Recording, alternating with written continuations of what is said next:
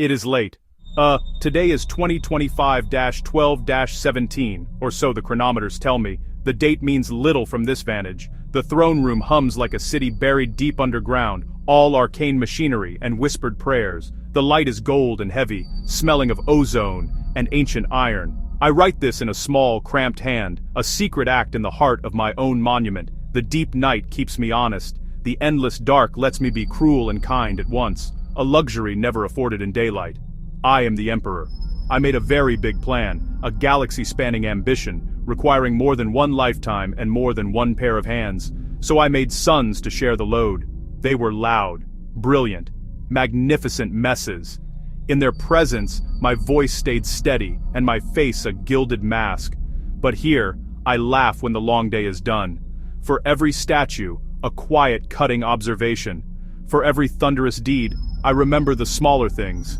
Quirks, vanities, absurdity. Tonight I will be frank, I will be funny. Horus, my war master, warm like a hearth fire. He drew a room in and made it forget its pain. He was the sun, expecting all bodies to orbit.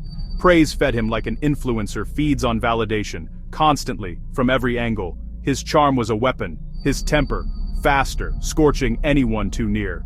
He was a TED Talk general, synergy, disruption, family. Then a hostile takeover.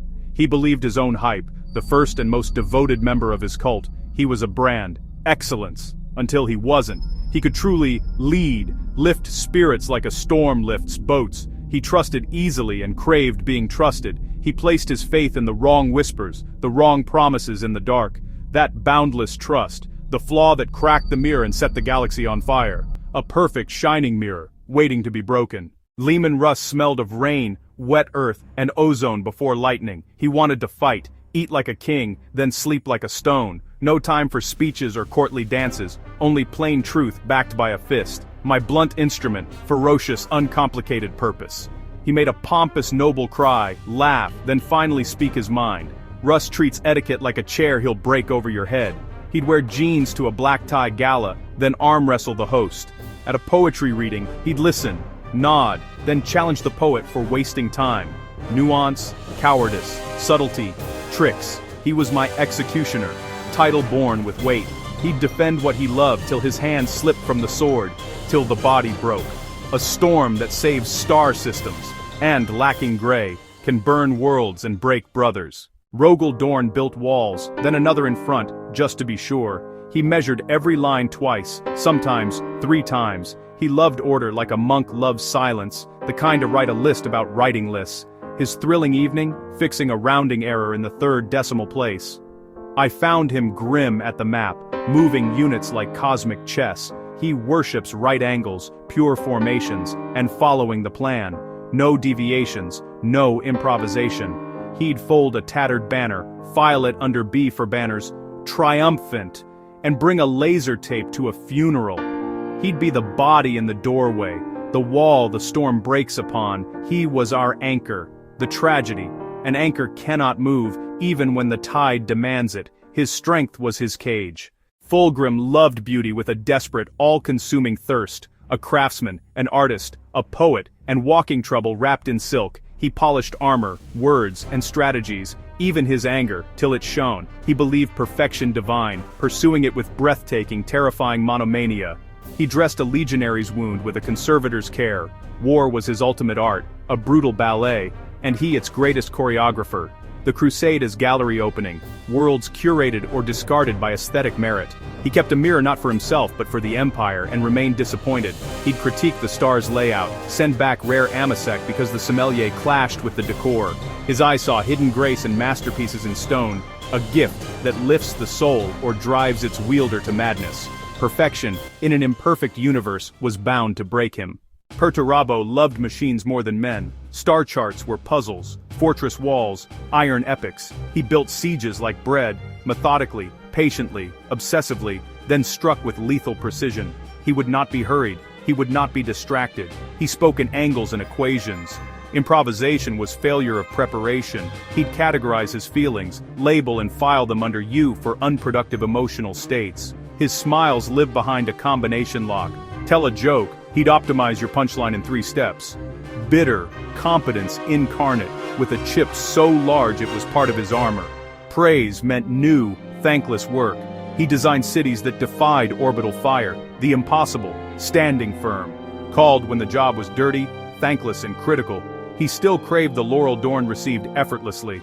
That gnawing envy poisoned every triumph. Jagatai rode the wind before horse or jet bike. He wanted the open road, the endless sky, the thrill of unfolding maps. He loved freedom and speed, hated chains, long meetings, and palaces that felt like tombs. He was my arrow that refused to land, chafing at any restraint.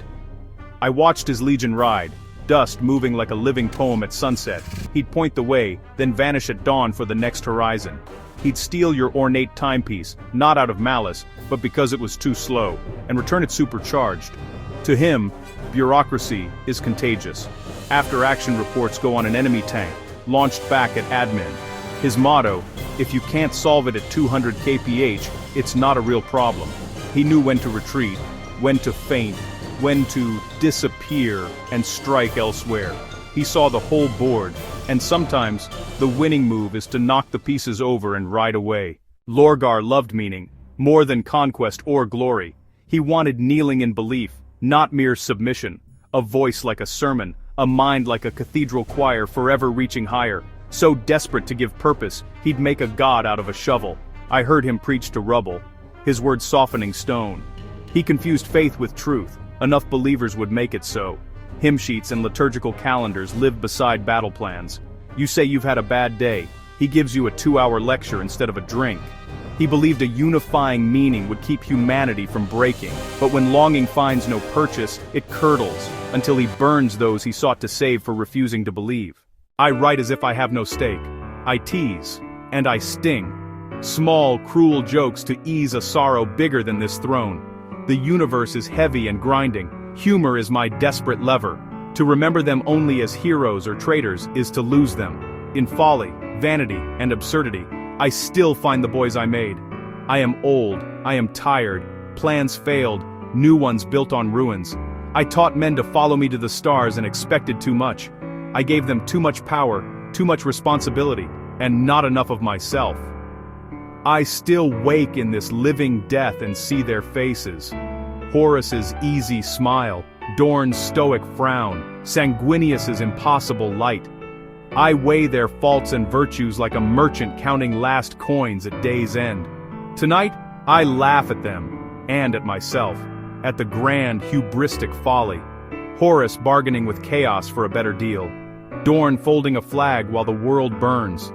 Fulgrim pausing a duel to critique footwork. Perturabo writing a 500-page apology and filing it under repairs, interpersonal, a truth that tastes of iron and regret. I would do it all again. I would gather starlight and fire, shape them, call them my sons, feed ambitions, scold failings. I would roast them in this secret diary, then, if I could, keep them close. For all their catastrophic folly and all the pain, they are mine, even when they burn, even when they laugh at me from the other side of eternity. If any listening chaos God reads this over my shoulder, let them fear a father's wrath.